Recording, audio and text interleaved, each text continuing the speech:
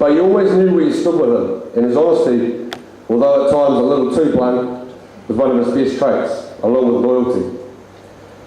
As a coach, he compared himself to the likes of Sir Alex and Ken Kenny. And the comparisons, whilst not that accurate, made for some great laughs, and he was never short of telling you he had a shit game.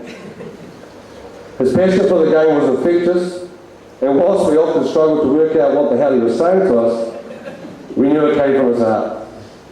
Although he probably was lucky we didn't have too many referees in our grade, as I'm sure he would have been removed from the ground on a number of occasions with "ref, you cunt." Or again, as Marty said, "You're going home in a fucking ambulance, Joe."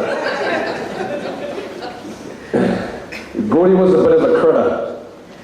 I remember last season when Gordy left his bag at my place. By Thursday, my whole house stunk like dirty old socks. As I removed the contents from his bag with tongs, I found a couple of pairs of mouldy, lucky undies, socks and towels. Upon returning his clean bag, instead of thanking me, he abused me for messing with his gear.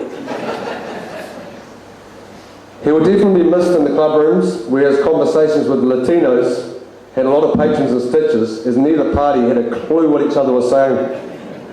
And again, I think Marty must have read my speech. His after-match speeches were often in need of translation. On behalf of the Saints, we say thank you to all those that have helped make today possible. Gordy would be proud, if not a little bit fucked off with all the attention. Gordy, farewell, mate. Thank you so much for all the memories, laughs and 2-day hangovers. Van trips to Martin and Denny will never be the same. And don't you worry, mate, the Gordy is a wanker chant will still be shouted out. Gordy, you will be missed by a lot of people for a long time, but remember, you'll never walk alone. Can I just ask the Saints to stand up, please? Saints, 3 cheers for Gordy! Hoo-ray! Hoo-ray! Hoo-ray! Thank you.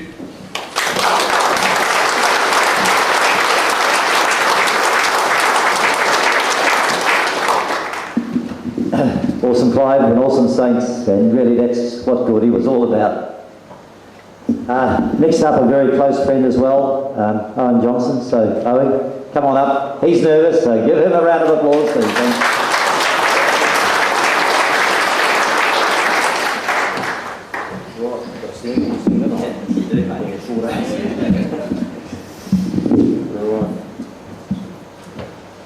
Okay. I met Gordy in 1993 when he joined Red Sox. We played in the same soccer team, the Thirds as we were known back then.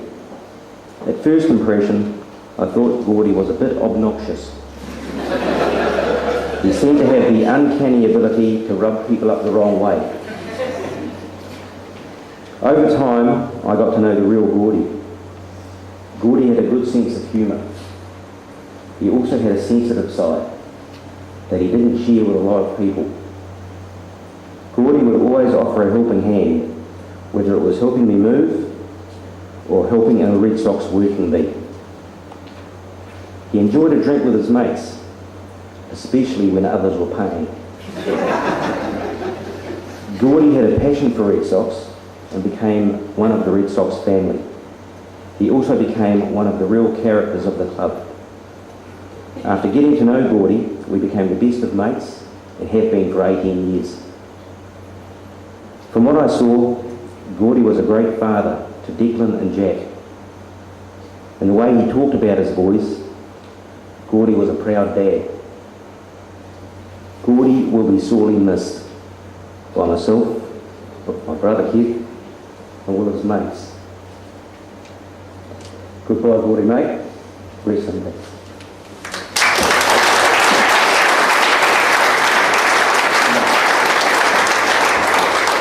Well done, Owen. That wasn't so bad after all. You did that brilliantly, mate. You were proud. Tricia, would you like to come forward now? I know she's very nervous, so how about a big round of applause for Tricia?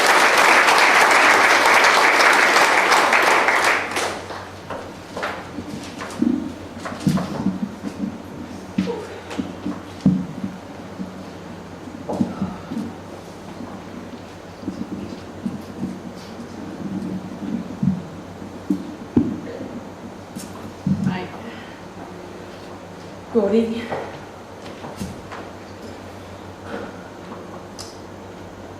Known you for a long time through Red Sox. On many a Saturday night at the club rooms, I called you French bastard and you called me Aussie bitch. But I never knew your last name. It wasn't until you came back to my place for the first time when we were lying in bed that I asked what your last name was. I don't do that a lot. I laughed because I thought you said meringue, as in lemon meringue pie. And I laughed because I thought that was a funny last name. But you said, no, Moran. And that was a well-known gangster name of the day. You love the idea that you were related to the mob. And I guess that's one of the reasons you love the Godfather movie so much, eh? Then I asked what your middle name was, and you said Stuart. So I said, that makes your initials GSM, Jism. So that means I can call you Mr. Jism. And we laughed and we laughed, and we did that a lot, my friend. We had a lot of laughs, and I thank you.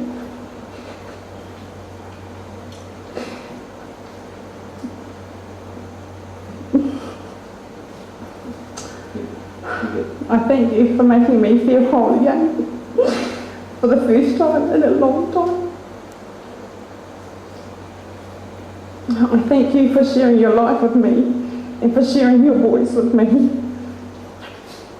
With my kids and your kids together, we were a tight unit and we loved it.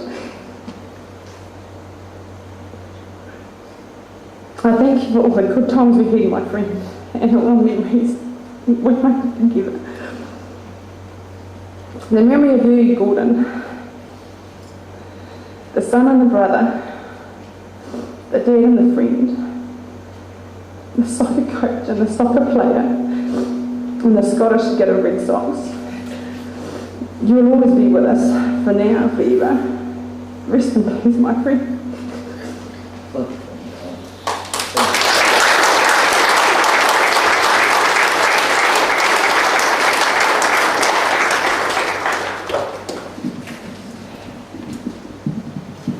That was lovely, lovely Trish, and a lot of courage. Well done, well done. We're now going to open the floor to anybody that would like to come up and share their thoughts on Gordy. Please feel free to come forward. I would ask you to introduce yourself and just explain your relationship with Gordon, and then please feel free to say what you wish to say.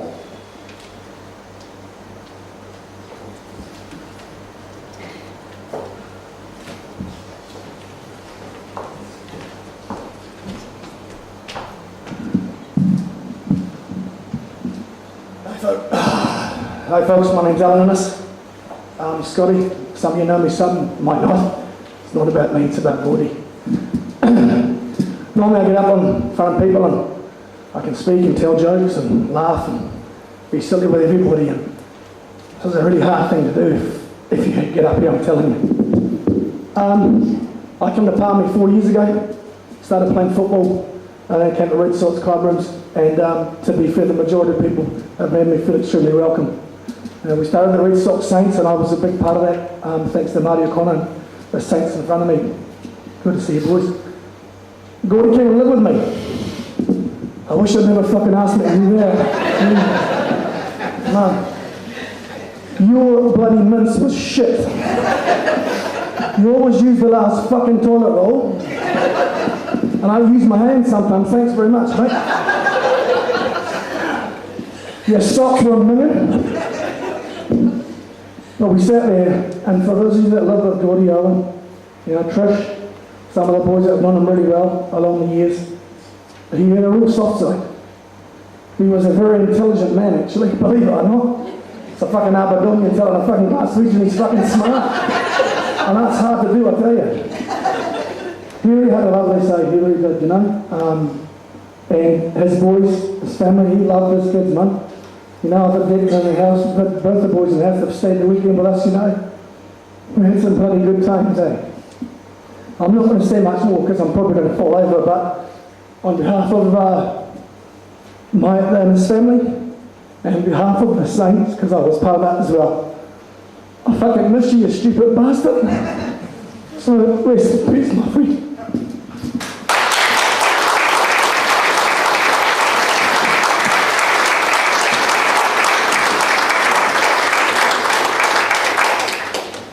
Thanks, Alan. Very heartfelt.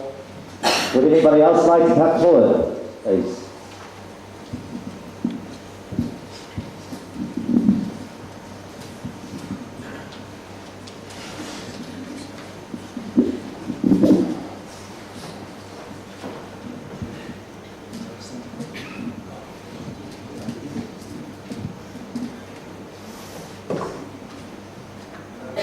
Hello everyone, my name is John Greenwood.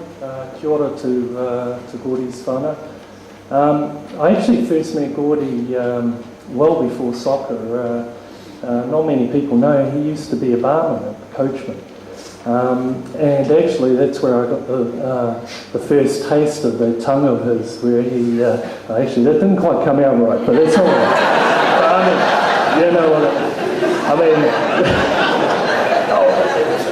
turn the camera off. Yeah, I mean, you know, the guy really let rip with quite some expletives at one point where we were deep in conversation. And it actually got a lot worse, and I thought, man, this is going to go to blows. And it didn't in the end, and we sort of shook hands, and that was sort of the last I saw of him. And then fast forward a few years later, and I started trying out for a soccer team called the Thirsties. And that's when I recognised him. I said, I think I know this guy. And sure enough, got to talking to him and couldn't miss him with that accent. And so we started practising, and he was obviously known to play quite hard. And I thought I'd put in a hard challenge myself, that with a bit of a slide tackle, he went down in a heap, and he got back up, straight up at me, and I thought, oh man, here we go. This is going to come to blows, and I'm in a lot of trouble here. And he looked me in the eye and he said, in that accent of his, he said, Johnny, mate, this is only the first night, and we're going to be here for the season, and so I've got all season to get you back, mate. I thought, yep, that's Gordy all over, because he, whenever the chips were down or the pressure was on, he always came back, and he generally came back a lot harder and with a lot more interest. So I'll never forget that, and I'll certainly never forget those times. And then he obviously went on to play for a number of seasons. And like we said before about him, if you got past that hard man facade, there was a genuine character under there. With a big heart. So, you'll be sadly missed, Gordy, and you'll always be remembered, mate. So, thanks, guys.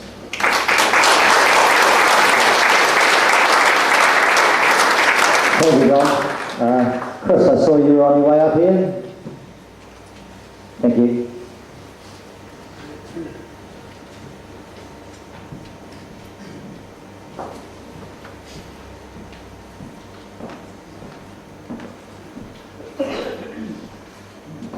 I'm Chris. I played centre back in front of Gordy for the last 3 years.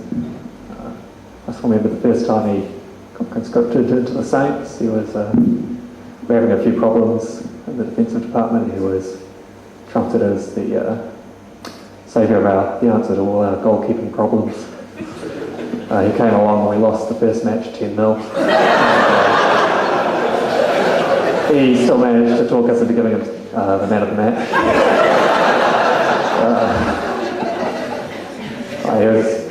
He was a really welcome addition to the team. He was centre of the dressing room before the match, after the match. He was never short of a word of advice from the back. They were usually 4 letters long. I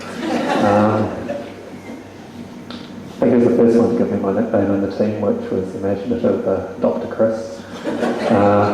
He and I had a long-running battle